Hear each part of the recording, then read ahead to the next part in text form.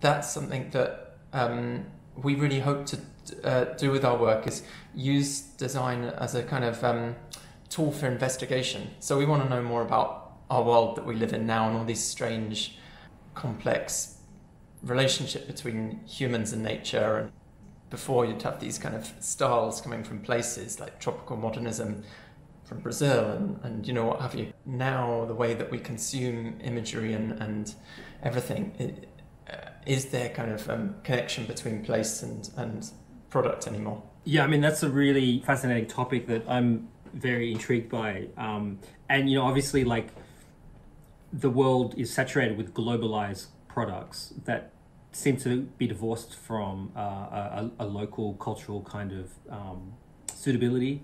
But I think what's really interesting, and maybe we could talk about this, is your approach as a studio is the connections between, for example, Hare Highway, Fordlandia, Can City, which seem to me all include an approach that incorporates the travel experience and intercultural know-how into a design process. We formed the studio in 2010 when Azusa and I were both studying at RCA.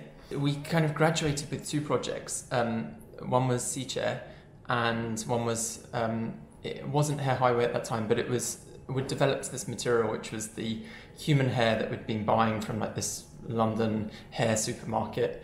We're always really interested with like where the hair comes from, because it said 100% human hair made in China. So we're always like, oh, who's making it, who's selling it, or all of these things. And that's really something that took quite a bit of time to research, because there wasn't much information online about hair markets and hair factories at the time.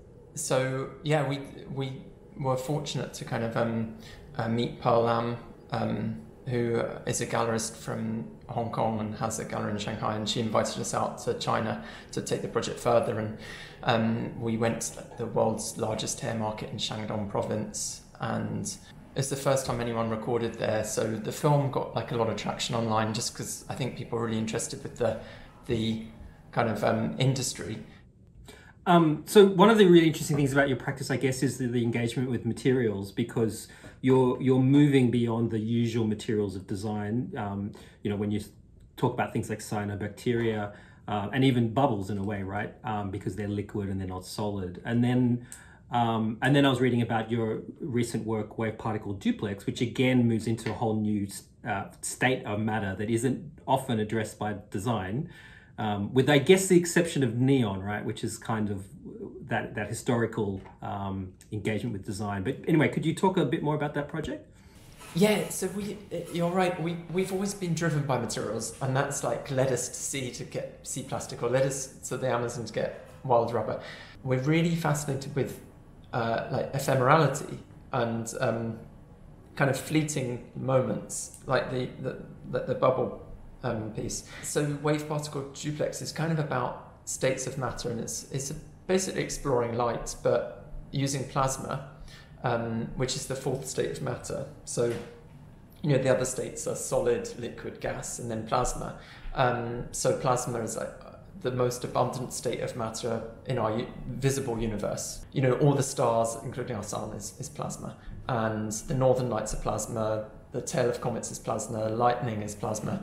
And we do get plasma when you have neon lighting. Neon lighting used to be so ubiquitous, every town had a neon workshop. Really, LEDs have kind of absolutely kind of killed that. But what it means is that neon is now in the hands of kind of artists, and it can do all the kind of extraordinary things that LEDs can't do, and it's really about exploring that and exploring the phenomena of plasma itself.